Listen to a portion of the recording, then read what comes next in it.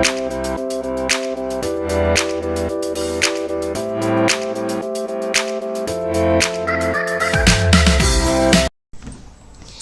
అండి, welcome to Devi explanations.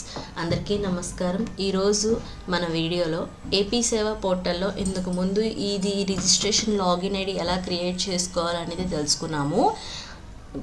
ఇందులో మనం మ్యారేజ్ సర్టిఫికేట్ కూడా ఎలా అప్లై చేయాలి, మ్యారేజ్ అయినా వితిన్ 2 or 3 months వాళ్ళు రిజిస్టర్ ఆఫీస్కి వెళ్లకుండా ఎలా అప్లై చేయాలనేది తెలుసుకున్నాం. ఇప్పుడు మనం ఏపీ సేవా పోర్టల్లో క్యాస్ట్ సర్టిఫికేట్ ఎలా అప్లై చేయాలి, వాటికి సంబంధించిన డాక్యుమెంట్స్ ఏమేమి కావాలి అనేది ఈ వీడియోలో మీకు నేను క్లియర్గా ఎక్స్ప్లెయిన్ చేస్తాను. నా వీడియో కనుక మీకు నచ్చినట్టయితే దయచేసి లైక్ చేయండి, షేర్ చేయండి అండ్ సబ్స్క్రైబ్ చేసుకోండి. క్యాస్ట్ సర్టిఫికేట్కి అప్లై చేయడానికి ముందుగా మీకు కావాల్సిన డాక్యుమెంట్స్ ఏంటి అంటే మీ ఆధార్ కార్డ్ అండి. మీ ఆధార్ కార్డ్ కంపల్సరీగా ఉండాలి. మీ రిఫరెన్స్ క్యాస్ట్ సర్టిఫికేట్. మీ రిఫరెన్స్ క్యాస్ట్ సర్టిఫికేట్ అంటే మీ ఇంటి పేరుతో, మీ సర్నేమ్తో ఇంతకు ముందు మీ ఫ్యామిలీ మెంబర్స్లో కానీ, in case me father, mother, brother are husband, spans ఎవరైనా సరే మీ క్యాస్ట్ సర్టిఫికేట్కి రిఫరెన్స్ ఉంటారు కదా, ఆ రిఫరెన్స్ మాత్రం కంపల్సరీగా ఉండాలి అండి. నెక్స్ట్ మీ రేషన్ కార్డ్ అండి. రేషన్ కార్డు కావాల్సిందే, కంపల్సరీగా మ్యాండేటరీ అండి. ఎడ్యుకేటెడ్ పీపుల్స్ ఉంటారు కదా, ఎంప్లాయ్మెంట్ కోసం క్యాస్ట్ సర్టిఫికేట్కి, వాళ్ళకి మీ 10th class mark list and TC కంపల్సరీగా ఉండాలి. ఒకవేళ టీసీ కానీ 10th class మార్క్ లిస్ట్ కానీ ఏదైనా మీకు అవైలబిలిటీలో లేకపోతే మీరు అఫిలియేట్ చేయించుకోవాలి. మీ రెసిడెన్సీ ప్రూఫ్ మాత్రం, ఆధార్ మాత్రం కంపల్సరీగా ఉండాలి. అదే అన్ఎడ్యుకేటెడ్ పీపుల్స్ ఉంటారు కదండి, వాళ్ళ పెన్షన్ కానీ గవర్నమెంట్కి సంబంధించిన స్కీమ్స్ కానీ ఏమైనా అప్లై చేసుకోవడానికి వాళ్ళకి 10th class మార్క్ లిస్ట్ ఉండదు కదా, సో వాళ్ళు కంపల్సరీగా వాళ్ళకి ration card, Aadhaar card and application form అండి మీకు డిస్క్రిప్షన్లో ఇస్తాను. ఈ క్యాస్ట్ సర్టిఫికేట్కి అప్లై చేయడానికి ఎవరైనా సరే ఒక అప్లికేషన్ ఫామ్ అనేది మీరు ఫిల్ చేయాలి. అది కూడా మీరు ఫిల్ చేసి మీరు అప్లోడ్ చేయాలి అండి. అప్లికేషన్ ఫామ్ కూడా రిఫరెన్స్ క్యాస్ట్ సర్టిఫికేట్, ఓకేనా? ఈ డాక్యుమెంట్స్ ఉంటే చాలండి, మీరు అప్లై చేసుకోవచ్చు. ఇప్పుడు మనం లాగిన్ అవ్వాలి. ఈ రైట్ సైడ్న సిటిజన్ లాగిన్ ఉంది కదా, లాగిన్ దగ్గర అది క్లిక్ చేస్తే మీకు డైరెక్ట్గా లాగిన్ పోర్టల్లోకి అనేది తీసుకువెళ్తుంది. యథా విధంగా మీ మెయిల్ ఐడికి అనేది కోడ్ వస్తుంది కదా, ఆ కోడ్ అనేది ఎంటర్ చేసి మీరు సైన్ ఇన్ అవ్వాలి. సైన్ ఇన్ అయ్యాక ఇంటర్ఫేస్ ఈ విధంగా వస్తుందండి. ఇప్పుడు మీరు క్యాస్ట్ సర్టిఫికేట్కి అప్లై చేసుకోవాలి కదా, క్యాస్ట్ సర్టిఫికేట్కి అప్లై చేసుకోవడానికి ఇక్కడ మీకు సర్వీసెస్లో రెవెన్యూ ఉంది కదండి, రెవెన్యూ డిపార్ట్మెంట్కి సంబంధించింది కాబట్టి ఇక్కడ మీకు రెవెన్యూ ఉంది కదా, రెవెన్యూ అనేది ఇక్కడ క్లిక్ చేస్తే మీకు అందులో ఏమేమి అప్లికేషన్స్ ఉన్నాయి అనేది మీరు తెలుసుకోవచ్చు. ఇక్కడ మీకు సెకండ్ వన్ ఇంటిగ్రేట్ సర్టిఫికేట్ ఉంది కదండి, ఈ ఇంటిగ్రేట్ సర్టిఫికేట్ అనేది మీరు క్లిక్ చేస్తే మీకు అప్లికేషన్ అనేది ఈ విధంగా ఇంటర్ఫేస్ వస్తుందండి. ఇప్పుడు మీరు ముందుగా మీరు ఒక అప్లికేషన్ అనేది ఫిల్ చేయాలి కదా, మీకు అది నేను లాస్ట్లో చెప్తాను అప్లికేషన్ ఫామ్ అనేది ఎలా ఫిల్ చేయాలనేది.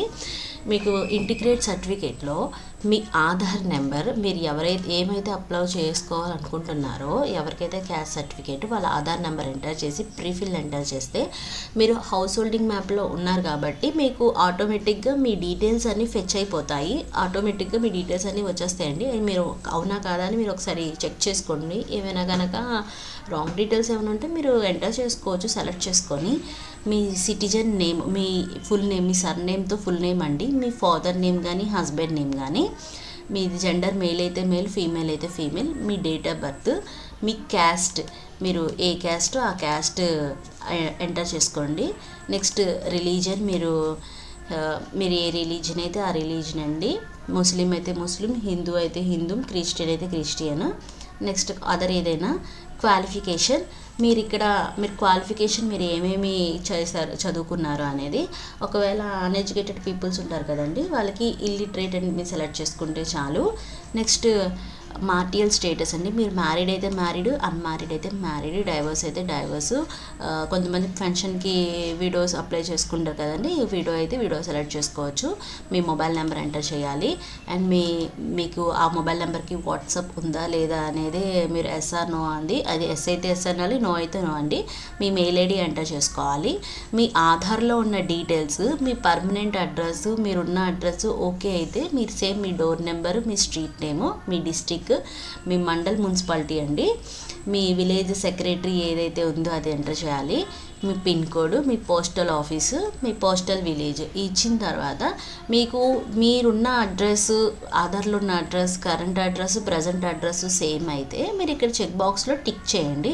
లేదు మా పర్మనెంట్ అడ్రస్ వేరు, ప్రజెంట్ అడ్రస్ వేరు అని అంటే కనుక మీరు ఇక్కడ టిక్ చేయవసరం లేదు. మీరు పర్మనెంట్ అడ్రస్ ఎంటర్ చేసి ఇక్కడ టిక్ చేయకుండా మీ ప్రజెంట్ అడ్రస్ అనేది same door number, district, mandal and village secretary office ఏం కింద వస్తుంది, pin code, postal office, postal village ఈ ఎంటర్ చేసి ఒకసారి డీటెయిల్స్ అన్నీ కరెక్ట్గా ఉన్నాయా లేదో చెక్ చేసుకోండి. చెక్ చేసుకున్న తర్వాత ఇక్కడ మీకు కంటిన్యూ ఉంది కదండి, ఇక్కడ ఈ కంటిన్యూ క్లిక్ చేయాలి. కంటిన్యూ క్లిక్ చేసిన తర్వాత మీకు నెక్స్ట్ అప్లికేషన్ ఫామ్లో డీటెయిల్స్లోకి అయితే వెళ్తుందండి. ఇక్కడ మీ రేషన్ కార్డ్ అనేది కంపల్సరీగా ఎంటర్ చేయాలి. మీ రేషన్ కార్డ్ కంపల్సరీగా ఉండాలండి. మీరు రిమార్క్స్ ఏదైనా ఇవ్వాలి అనుకుంటే ఇవ్వచ్చు. ఇక్కడ మీరు గ్రీన్వెన్స్ మీకు ఎస్ అయితే ఎస్, నో అయితే నో అని పెట్టుకోవచ్చు. రిమార్క్స్ ఇది అంత ఇంపార్టెంట్ ఏం కాదు. నెక్స్ట్ మీ క్యాస్ట్ సర్టిఫికేట్కి సంబంధించింది అది మీరు ప్రజెంటా పర్మనెంటా అనేది మీరు ఎంటర్ చేసుకోవాలండి. ప్రజెంట్ అయితే ప్రజెంటు, పర్మనెంట్ అయితే పర్మనెంట్ అండి. నెక్స్ట్ మీకు issued caste certificate in past, మీకు గతంలో కనుక క్యాస్ట్ సర్టిఫికేట్ ఇష్యూ అయితే కనుక ఎస్ అయితే ఎస్, నో అయితే నో అని సెలెక్ట్ చేసుకోండి. మీరు ఇంతకుముందు క్యాస్ట్ సెలెక్ట్ చేసుకున్నారు కదా, సెలెక్ట్ చేసుకున్న తర్వాత మీకు ఏ క్యాస్ట్ కింద వస్తుంది అనేది మీరు సెలెక్ట్ చేసుకోవాలి, మీ క్యాస్ట్ ఏదైతే అది. Next education certificate contains the cast, మీరు చదువుకున్న వాళ్ళు క్యాస్ట్ సర్టిఫికేట్ ఎడ్యుకేషన్ కొరకు అంటే ఎస్ అయితే నో అయితే నో. చదువుకోలేని వాళ్ళు, అన్ఎడ్యుకేటెడ్ వాళ్ళు ఉంటారు కదండి, వాళ్ళు నో అని సెలెక్ట్ చేసుకోవచ్చు. పర్పస్ ఆఫ్ క్యాస్ట్ సర్టిఫికేట్ అండి, మీరు క్యాస్ట్ సర్టిఫికేట్ అసలు ఎందుకు అప్లై చేసుకోవాలనుకుంటున్నారు, మీరు ఎంప్లాయ్మెంట్ కోసమా, పెన్షన్ కోసమా, గవర్నమెంట్కి సంబంధించిన స్కీమ్స్ కోసమా అనేది మీరు దేనికోసం అప్లై చేసుకోవాలి అనుకుంటున్నారో అది అనేది ఎంటర్ చేయాలి. నెక్స్ట్ మీకు అది రెవెన్యూ వార్డు ఏ వార్డు కింద వస్తుందో ఆ వార్డు అనేది సెలెక్ట్ చేసుకోవాలి. సెలెక్ట్ చేసుకున్న తర్వాత ఇక్కడ మీకు డాక్యుమెంట్ లిస్ట్ ఉంది కదండి, మీకు ఈ డాక్యుమెంట్స్ మీకు ముందు చెప్పాను కదా, ఈ డాక్యుమెంట్స్ అన్ని మీకు పీడిఎఫ్ రూపంలో మీరు అప్లై చేసుకోవాలి. చక్కగా పీడిఎఫ్లో అనేది కన్వర్ట్ చేసుకొని ప్రతి డాక్యుమెంట్ అనేది పీడిఎఫ్లో కన్వర్ట్ చేసుకోవాలి. చేసుకొని అది అప్లోడ్ చేసుకోవాలి. మీ అప్లికేషన్ ఫామ్ అని చెప్పాను కదండి, అప్లికేషన్ ఫామ్ నేను చూపిస్తాను అది ఎలా అప్లై చేయాలి అనేది. అది కూడా ఆ అప్లికేషన్ ఫామ్ అనేది ఫిల్ చేసి అది పీడిఎఫ్లో మీరు అప్లోడ్ చేసుకోవాలి. మీ రిఫరెన్స్ క్యాస్ట్ సర్టిఫికేట్ ఫ్యామిలీ మెంబర్స్తో ఎవరిదో ఒకరిది ఉండాలని చెప్పాను కదా, అది కూడా చక్కగా స్కాన్ చేసి పీడిఎఫ్ రూపంలో అనేది అది అప్లోడ్ చేసుకోవాలి. మీది ఎస్ఎస్సి మార్క్ లిస్ట్ అండి, అది memo are date of birth certificate ఉన్న టీసీ ఉన్న ప్రాబ్లం లేదు, ఎస్ఎస్సి మార్క్ లిస్ట్ అది అప్లోడ్ చేసుకోవాలి. మీ స్టడీ సర్టిఫికేట్ ఉంటే అప్లోడ్ చేసుకోవచ్చు. అదే అన్ఎడ్యుకేటెడ్ వాళ్ళైతే ఈ 10th క్లాస్ మార్క్ లిస్ట్ అవి అవసరం లేదు. నెక్స్ట్ మీ రేషన్ కార్డ్ కానీ, మీ ఓట్ కార్డ్ కానీ, ఆధార్ కార్డ్ కానీ ఈ మూడిట్లో ఏదైనా సరే రెసిడెన్సీ కొరకు మీరు అప్లోడ్ చేసుకోవచ్చు. అప్లోడ్ చేసుకున్న తర్వాత మీకు ఇక్కడ చెక్ బాక్స్లో టిక్ అని ఉంది కదండి, ఈ రెండింటిలో టిక్ చేసుకొని ఇక్కడ షో పేమెంట్ అని క్లిక్ చేస్తే మీకు పేమెంట్ ఆప్షన్లోకి తీసుకువెళ్తుందండి. నెక్స్ట్ మీకు షో పేమెంట్ క్లిక్ చేస్తే మీకు ఈ విధంగా 50 రూపీస్ పేమెంట్లోకి వెళ్తుందండి, పేమెంట్ గేట్వేకి వెళ్తుంది. మీకు కంటిన్యూ పేమెంట్ క్లిక్ చేస్తే మీకు నెక్స్ట్ పేమెంట్ జనరేట్ అయ్యి మీరు నెట్ బ్యాంకింగ్ ద్వారా కానీ, క్రెడిట్ డెబిట్ కార్డ్ ద్వారా కానీ, క్యూఆర్ స్కానింగ్ కానీ, యూపీఐ ద్వారా మీరు చేసుకోవచ్చు. మీరు ఏ విధంగా మీరు చేసుకోవాలనుకున్నారో ఇక్కడ యూపీఐ కొట్టినా సరే మీకు ఇక్కడ షో కోడ్ అని కొడితే మీకు స్కానర్ అనేది జనరేట్ అవుతుంది. 50 రూపీస్ అనేది మీకు ఫీజు అయితే ఉంటుందండి అప్లై చేసుకోవడానికి. మీరు స్కాన్ చేసి మీరు పేమెంట్ ఓకే చేసిన తర్వాత పేమెంట్ కంప్లీట్ అయిన తర్వాత మీకు ఈ విధంగా రిసిప్ట్ అనేది జనరేట్ అవుతుంది. మీ రిసిప్ట్ ఈ విధంగా వస్తుందండి క్యాస్ట్ సర్టిఫికేట్ అప్లై చేసుకున్న తర్వాత. మీకు క్యాస్ట్ సర్టిఫికేట్కి అప్లికేషన్ ఫామ్ అనేది ఎలా డౌన్లోడ్ చేసుకొని అది ఎలా ఫిల్ చేయాలనేది చూడండి. మీరు గూగుల్లో మీ సేవ అప్లికేషన్ ఫామ్ అని ఎంటర్ చేస్తే మీకు ఈ విధంగా పోర్టల్ వస్తుంది. మీరు మీ సేవ అప్లికేషన్ ఫామ్స్ అని క్లిక్ చేస్తే మీకు నెక్స్ట్ ట్యాబ్ జనరేట్ అయ్యి మీకు అప్లికేషన్ ఫామ్స్ అన్నీ మీ సేవకు సంబంధించినవి ఏపీకి ఇవన్నీ ఈ విధంగా వస్తాయి. మీకు ఏ అప్లికేషన్ ఫామ్స్ కావాలి అనుకున్నారో అది ఆ విధంగా మీరు డౌన్లోడ్ చేసుకోవచ్చు. ఇక్కడ మనం క్యాస్ట్ సర్టిఫికేట్కి అప్లై చేసాం కాబట్టి ఇక్కడ రెవెన్యూ ఉంది కదండి, రెవెన్యూ డిపార్ట్మెంట్ క్యాస్ట్ సర్టిఫికేట్ అనేది ఈ విధంగా అప్లికేషన్ ఫామ్ అనేది డౌన్లోడ్ చేసుకోవాలి. ఇది నేను డిస్క్రిప్షన్లో మీకు అప్లికేషన్ ఫామ్ అనేది లింక్ అనేది మీకు ప్రొవైడ్ చేస్తాను. ఈ అప్లికేషన్ ఫామ్ ఫిల్ చేసే విధానం వచ్చేసి సేమ్ మీరు ఆన్లైన్లో అప్లికేషన్ ఎలా అప్లై చేస్తారో సేమ్ ఇక్కడ డీటెయిల్స్ కూడా అలాగే ఉంటుందండి. అన్నీ క్యాపిటల్ లెటర్స్లో ఎంటర్ చేయాలి. ఇంగ్లీష్లో అయితే, తెలుగులో అయితే మీరు చక్కగా ఎక్కడ కొట్టివేతలు అనేది ఉండకూడదు. ఒక చోట కొట్టేసేసి పెన్తో అలా అలా ఉండకూడదండి. ఇక్కడ మీ ఆధార్ నెంబర్ ఇవ్వాలి, మీ తండ్రి లేదా భర్త పేరు ఇవ్వాలి, మీ ఫుల్ నేము, మీరు మేల్ అయితే మేలు, ఫీమేల్ అయితే ఫీమేలు, పుట్టిన తేదీ, మీరు ఏ క్యాస్ట్, మీది ఏ మతం అనేది ఇవ్వాలి, మీ క్వాలిఫికేషన్ చదువు ఏంటో అని ఇవ్వాలి, మీ వివాహ స్థితి వచ్చి మ్యారీడా అన్మ్యారీడా, విడోవా డైవోర్స్ అనేది ఇవ్వాలి, మీ ఫోన్ నెంబరు. ఇక్కడ శాశ్వత చిరునామా ఉంది కదండి, మీకు నేను ఆన్లైన్లో చెప్పాను కదా ఇందాక అప్లికేషన్ ఫిల్ చేసినప్పుడు, మీది ప్రజెంట్ అడ్రస్ అయితే పర్మనెంట్ అడ్రస్ ఏదైతే అది, మీ డోర్ నెంబరు, మీది ఏ జిల్లా కింద వస్తుంది, మండలం, గ్రామం, pin code, postal office, postal village అది ఇవ్వాలండి. ప్రస్తుతం చిరునామా ప్రజెంట్ అడ్రస్. నెక్స్ట్ వచ్చేసి కుల ధృవీకరణ పత్రం యొక్క వివరములు. గతంలో కుల ధృవీకరణ పత్రం పొంది ఉన్నారా, ఆల్రెడీ మీ క్యాస్ట్ సర్టిఫికేటు ఇష్యూ మీరు తీసుకున్నారా లేదా, అవును అయితే అవును, కాదంటే కాదండి. కులం యొక్క పేరు, మీ క్యాస్ట్ సర్టిఫికేట్కి మీరు మీ క్యాస్ట్ ఏదైతే ఉందో అది మీరు ఫుల్ డీటెయిల్స్ ఇవ్వాలి. కులం పేరు కలిగిన చదువుకి సంబంధించిన ధృవీకరణ పత్రం ఉందా లేదా, ఎడ్యుకేషన్కి సంబంధించింది మీకు ఉందా లేదా అంటే లేదు అంటే లేదు అని ఇవ్వాలి, ఉంది అంటే అవును అనాలి.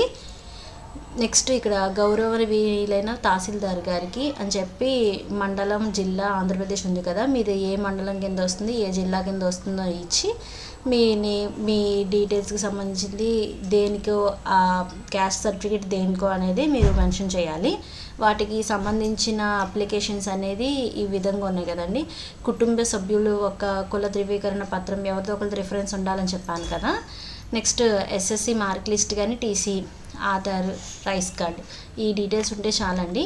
ఇవి చక్కగా మీరు ఫిల్ చేసేసి మీరు పీడిఎఫ్ ఫార్మాట్లో మీ అప్లికేషన్స్ అన్నీ మీరు అప్లోడ్ చేసేది ఇవన్నీ మీరు పీడిఎఫ్ ఫార్మాట్లో ఉండాలండి, అన్నీ అప్లోడ్ చేయాలి. ఈ విధంగా మీరు క్యాస్ట్ సర్టిఫికేట్ అనేది అప్లై చేసుకోవచ్చు. చాలామందికి ఇక్కడ డౌట్ వస్తుంది, సచివాలయం నుంచి కాల్ వస్తుంది, క్యాస్ట్ సర్టిఫికేట్ అప్లై చేస్తే వాళ్ళే అప్లై చేస్తారు కదా అని అంటారు. మీరు ఇండివిజువల్గా మీరు ఇంట్లో మీ ఓన్గా మీరు అప్లై చేసుకున్నప్పుడు మీరు కరెక్ట్ డీటెయిల్స్ ఇచ్చి, మీరు డీటెయిల్స్ అన్నీ కరెక్ట్గా ఇచ్చి, మీ డాక్యుమెంట్స్ అన్నీ మీరు కరెక్ట్గా అప్లోడ్ చేస్తే మీకు సెక్రటరీ ఆఫీస్ నుంచి ఎటువంటి కాల్ రాదండి. ఒకవేళ ఇన్ కేస్ వచ్చినా సరే నో ప్రాబ్లం. మీరు ఏ డాక్యుమెంట్ అయితే ఇచ్చారో, మీరు ఏ డాక్యుమెంట్స్ అయితే కరెక్ట్గా సబ్మిట్ చేశారో, డీటెయిల్స్ ఏమైనా ఇచ్చారో అదే విధంగా అవే సేమ్ అక్కడికి మీరు సచివాలయానికి వెళ్ళి సబ్మిట్ చేయొచ్చు. మీది అప్లికేషన్ అనేది నెక్స్ట్ స్టెప్కి మూవ్ అవుతుంది. సో ఆ విధంగా మీరు అప్లై చేసుకోవచ్చు. ఒకవేళ మీరు వాళ్ళు కాల్ చేసినా సరే మీరు వెళ్ళి ఇంకా వాళ్ళకి సబ్మిట్ చేయలేదు అంటే రిజెక్ట్ చేస్తారు. అక్కడ మీరు ఏదో పొరపాటున బై మిస్టేక్ ఏదైనా అప్లికేషన్ అనేది రాంగ్ చేయడమో, లేదంటే డాక్యుమెంట్ రాంగ్ అప్లోడ్ చేయడమో జరిగితేనే మీకు కాల్ వస్తుందండి. మీకు గ్రామ వార్డ్ సచివాలయం నుంచి వెళ్ళి అక్కడి నుంచి మీకు మీ సెక్రటరీ ఆఫీస్కి ట్రాన్స్ఫర్ అయ్యి అక్కడి నుంచి రెవెన్యూ ఇన్స్పెక్టర్కి వెళ్తుంది అప్లికేషన్ అనేది. ఆ రెవెన్యూ ఇన్స్పెక్టర్ అన్ని వెరిఫై అన్నీ చేసిన తర్వాత తహసీల్దార్కి ఫార్వర్డ్ చేస్తారు. మీది అది అప్రూవర్ రిజల్ట్ అనేది మీకు నెక్స్ట్ ద్వారా తెలుస్తుంది. నేను నెక్స్ట్ వీడియోలో మీకు ఇది అప్లికేషన్ చేసిన తర్వాత స్టేటస్ అనేది ఎలా చెక్ చేసుకోవాలనేది నేను మీకు తెలియజేస్తాను. నా వీడియో కనుక మీకు నచ్చినట్టయితే లైక్ చేయండి. Thank you for watching.